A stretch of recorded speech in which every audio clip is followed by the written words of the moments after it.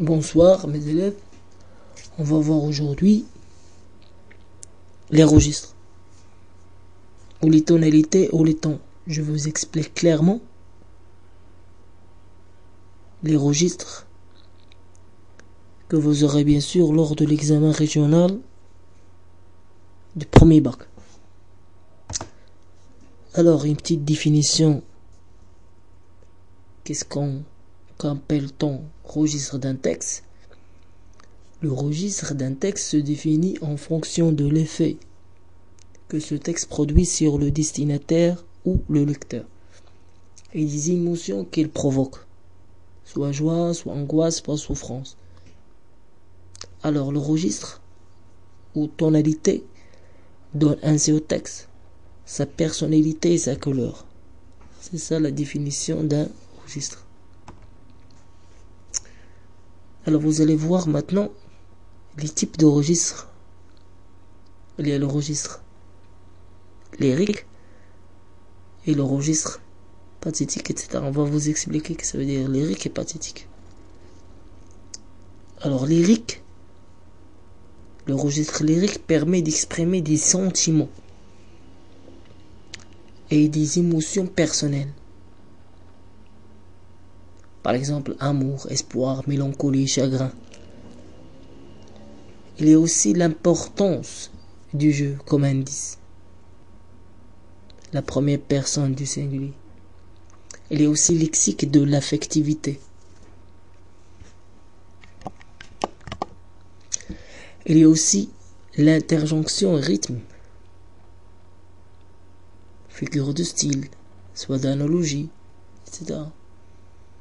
Et faire rechercher ici, c'est faire partager l'auteur ou le narrateur. Qu'est-ce qu'il cherche ici? Il cherche à faire partager ses sentiments, ses états d'âme.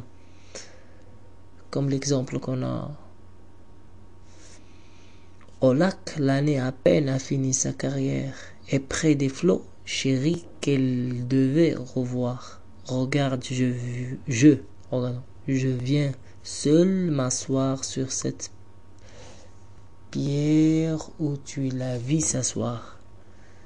De Lamartine et les méditations.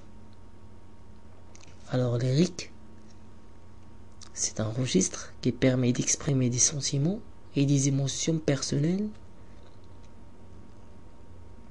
L'auteur fait partager ses sentiments et ses états d'âme avec ses lecteurs.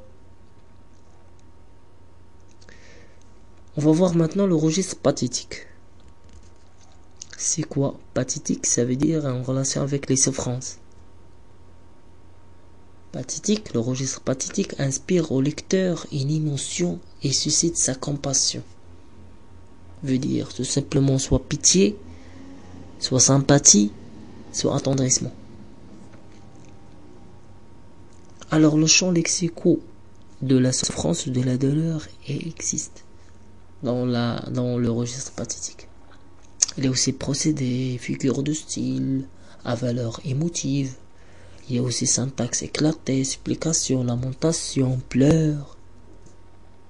Il y a interrogation oratoire aussi, et faire rechercher, c'est émouvoir et persuader le lecteur.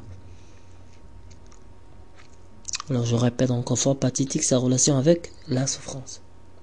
Exemple, une balle pourtant mieux ajustée au plus traînée que les autres finit par atteindre l'enfant feu follet.